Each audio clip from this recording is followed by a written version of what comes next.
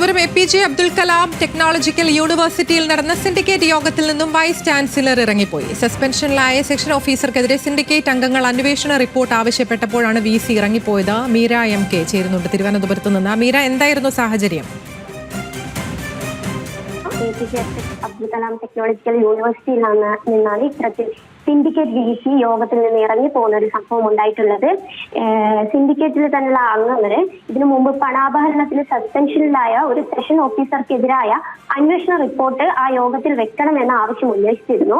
ആദ്യം ഈ ആവശ്യം ഉന്നയിച്ച സാഹചര്യത്തിൽ VC ഇത് നിരാകരിക്കുകയും വീണ്ടും ആവശ്യം ഉന്നയിച്ചപ്പോൾ എന്നാൽ നിങ്ങൾ തുടർന്നോളൂ എന്ന് പറഞ്ഞുകൊണ്ട് ഇറങ്ങിപ്പോകുന്ന ഒരു സംഭവമാണ് ഉണ്ടായിട്ടുള്ളത്.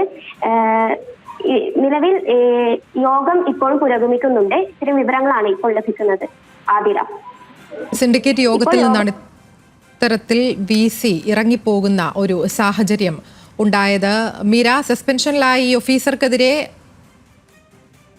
അന്വേഷണ റിപ്പോർട്ട് ആവശ്യപ്പെട്ടപ്പോഴാണ് VC ഇറങ്ങിപ്പോയത് എന്നുള്ളതാണ് മനസ്സിലാകുന്നത്. എന്തായിരിക്കും തുടർ നീക്കങ്ങൾ?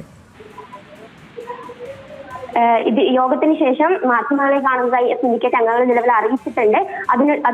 അതിന് തുടർന്നായിരിക്കും മറ്റുള്ള നടപടികൾ സ്വീകരിക്കുക.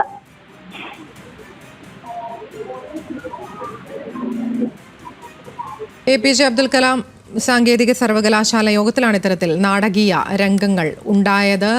ഈ പറയുന്നത് പോലെ യോഗത്തിൽ നിന്നും വൈസ് ചാൻസലർ VC ഇറങ്ങിപ്പോകുന്ന ഒരു സാഹചര്യം ഉണ്ടായി എന്നുള്ളതാണ്. സസ്പെൻഷനിലായ സെഷൻ ഓഫീസർക്കെതിരെ സിൻഡിക്കേറ്റ് അംഗങ്ങൾ അന്വേഷണ റിപ്പോർട്ട് ആവശ്യപ്പെട്ടപ്പോഴാണ് ഇത്തരത്തിൽ VC ഇറങ്ങിപ്പോകുന്ന സാഹചര്യം ഉണ്ടായത്. യോഗം ഇപ്പോഴും പുരോഗമിക്കുകയാണ്.